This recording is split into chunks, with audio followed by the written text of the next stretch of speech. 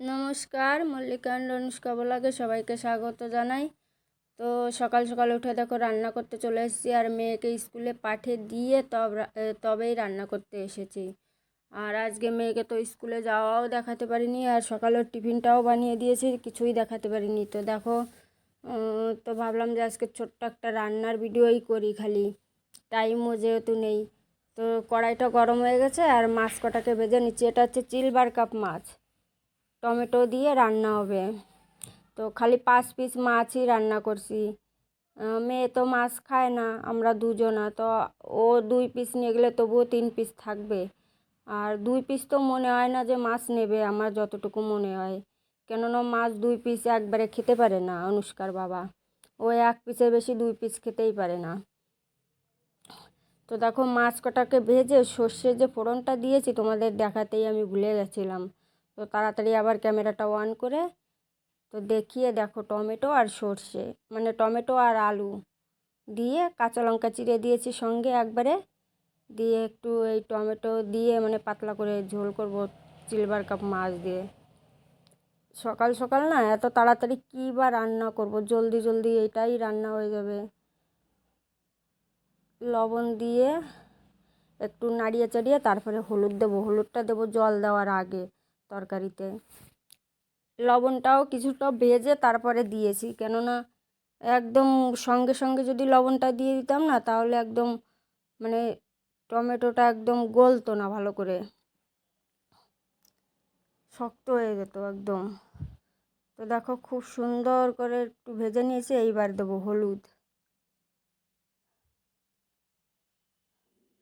আর হলুদটা দিয়ে একটু নাড়িয়ে চাড়িয়ে তারপরে জলটা দেবো।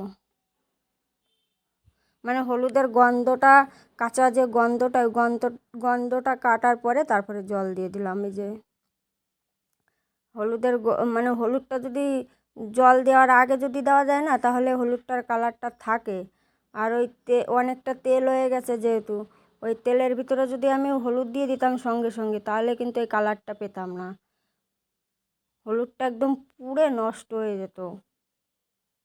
আর এইদিকে দেখো আমি চাও বানিয়ে নেব একটু, কেননা অনেকটাই বেলা হয়ে গেছে, 9টা বেজে গেছে।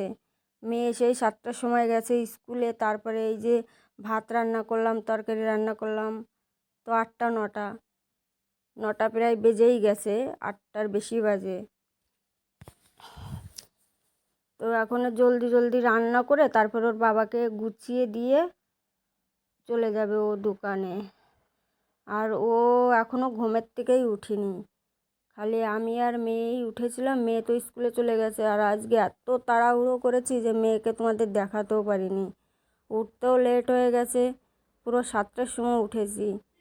তো বলো, মেয়েকে কোনো রকম টিফিনটা বানিয়ে দিয়েছি জলদি জলদি, এই জন্য আর আজকে মেয়েকে দেখানোরও টাইম পাইনি। ওকে ডেকে তারপরে টিফিন বানাতে এসেছি, মানে বুঝতে পারছো তো যে কতটা জলদি করেছি। তো চলো বন্ধুরা, তরকারিটা আমার এই যে হয়ে গেছে রান্না। আর এই পর্যন্তই। ভিডিওটা কেমন লেগেছে অবশ্যই কমেন্ট করে জানাবেন, আর তরকারিটা কেমন হয়েছে কমেন্ট করে জানাবেন মানে। আর ভিডিওটা যদি ভালো লাগে তাহলে লাইক শেয়ার করে সাবস্ক্রাইব করে আমার একটু পাশে থাকবেন। তো সবাই ভালো থেকো, সুস্থ থেকো, সাবধানে থেকো। আজকে আর খাওয়াটা তোমাদের দেখাতে পারলাম না, ছোট্ট একটা ভিডিও দিলাম, খালি রান্নার ভিডিওই করলাম আজকে। আর ব্লগ ভিডিও তো সারাদিন করবোই, কেননা ব্লগ ভিডিও করতে গেলে এরা বড় হয়ে যাবে অনেকটা। আর আজকে একটা স্পেশাল রান্না আছে রাতে, সেটা তো ব্লগেই কালকে দেখতে পারবে তোমরা। চলো আজকের মতন tata, bye bye, good night. ভালো লাগলে সাবস্ক্রাইব করে দিও।